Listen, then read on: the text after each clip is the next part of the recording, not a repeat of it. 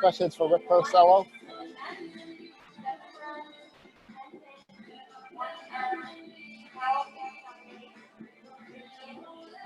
First question comes from Tim Healy. After LeMahieu gave you the tough at-bat to start, and then Voit got a hold of one, what changed for you that allowed you to settle in, if anything? Not, to be honest with you, not a whole lot. Tough at bat against LeMahieu, great hitter. He knows the strike zone well. I felt like I was making pretty good pitches against him. It just, he ended up getting the best of me and drawing that walk. And then Voit, we went with fastball there and got it in where we wanted to. He just put a really good swing on it. But honestly, I felt like the location in those two at-bats was fine, and it was, pretty good the entire game. The changeup to Ford was definitely up. That was probably one of the worst pitches I threw in the night. But other than that, I thought Buff called a pretty good game, and we were able to, keep him off balance for the most part.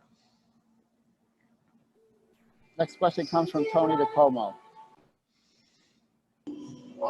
Hey, Rick, you hadn't walked a batter in some 4 starts, I think. I know that was something you had talked about earlier this season. What have you been able to do to kind of limit that just in general in your starts? Just cleaning up mechanics and being in a better spot to execute pitches physically. The 2 walks today were, I didn't think that they were bad walks. I thought that they were close pitches and a couple good hitters. So I wasn't too worried about those, but I think it's just really just, having better delivery and being able to pound the strike zone a little bit more effectively. Next question comes from Tim Healy. As a team, how hard is it to absorb a loss like this? It's a tough one. That's for sure. You never like to lose, and especially when you're winning a ball game and end up giving it up late. It's it hurts. But this is something that you play baseball long enough, you deal with on more than one occasion, and you know how to respond. You just got to keep grinding and bounce back. I mean, what just happened is over with. We got another game right here in front of us, another one tomorrow, and we'll keep playing, and that's all you can do. You can't you can't harp about what's already lost. We just got to keep moving forward.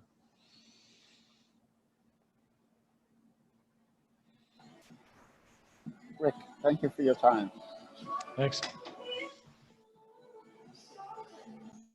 That often he looks dominant and unhittable, and then he'll come in and have games like. Well, Anthony, I mean, the stuff was there. Velo, I thought the slider wasn't there, like it's been in the outings that we've seen him be dominant. So he was almost like relying on one pitch. He only threw a few good sliders. Then the others he either pulled them where he spiked one that went to the backstop for a wild pitch, or left them our side for a miss. So he was a one pitch guy almost. So that's when they went after the fastball. Thought he threw a couple of good sliders against Richella there in the last at bat, but wanted to overpower him at the end, and Richella caught up. I mean, that was kind of like the story of his outing today. When he has those 2 pitches working for him, that's when it's really tough to get barrel on him. Next question comes from Tim Healy. In the 7th, you had Hughes and Drew Smith warming up. What did you like about Hughes for the 3rd day in a row in that spot over Smith? Well, Drew hasn't been in games in a while, and we still with the 5-run league and how Hughes can attack the zone, and he on a 3rd day his sinker can become heavy. He can get the grounders. He can make batters commit. So we went with him. With a bigger league, we probably would have gone to Drew at the time, just to get him in there and get his feet wet, since he hasn't pitched in a while. But we went with Hughes, and he got balls in play immediately. So some of the things that we know that's going to happen. That's what we had the defensive team at the end back there, and one error kind of led to extra hitters for him. But we got out of him. I thought we got out of him what we wanted as far as attacking the batters, coming into the inning. Next question comes from Gisha Dozar. Hey, Louis, what can you kind of make of Jimenez defensively today?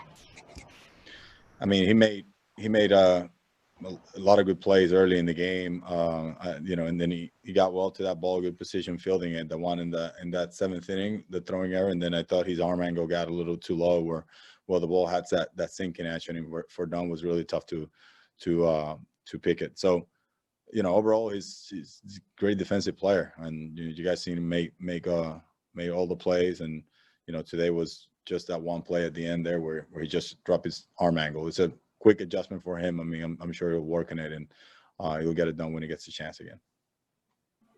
Question comes from Mike Kuma. Louis, I know you talked about, you know, flushing games like this and moving on as quick as you can, but I mean, just the fact here you were, you know, if you win that game, you win tonight, you're 500, and it's a Subway Series. I mean, does this one just seem to reverberate a little bit more? It's tough game, Mike. Tough game. Coming with the lead like that there, and you know, you got facing the bottom of the order, and you know, you want to get through that inning. So, you know, I thought we played well until that inning, and you know, it was a tough one, definitely. But like you said at the beginning of the question, we got to cut it, we got to let it go, and we got another game to play right now, and Seth Lugo's on the mound, and we got to bring our A game again and go for the W. Next question comes from Justin Toscano. On that note, Louis, how many pitches for Seth Lugo? He's going to be around the 60 range, somewhere 50, 60. Remember, you know, some stress innings will dictate how he goes. I mean, Seth can do some things, but that's something that me and the pitching coach will be talking and paying attention, you know, throughout the game. But he's going to be in that 60 pitch range, around that. Next question comes from Ken Davidoff. Hey, Louis. I believe that's Edwin's second blown save since you shifted Lugo to the rotation. In the other game where you took him out, where Brock gave up the lead. Are you concerned at all that nerves or jitters are factoring Edwin's performance as the closer? Yeah, I mean, he's last week, right? He's had a couple of challenges, you know, that the day that he had the cramps, and then today, you know, where he turned into that one pitch pitcher. But you know, I said earlier, you know, in this call that his stuff is there, and you know, we just keep working hard with him, and he's a guy that can come in situations and get big strikeouts and close games for us. So, you know, we still trust him. You know, we still love his stuff, and that's when he's gonna get the ball, when there's tight situations, when there's 10 situations like that he can come in and get the out. Please, thank you for your time this afternoon. Sure.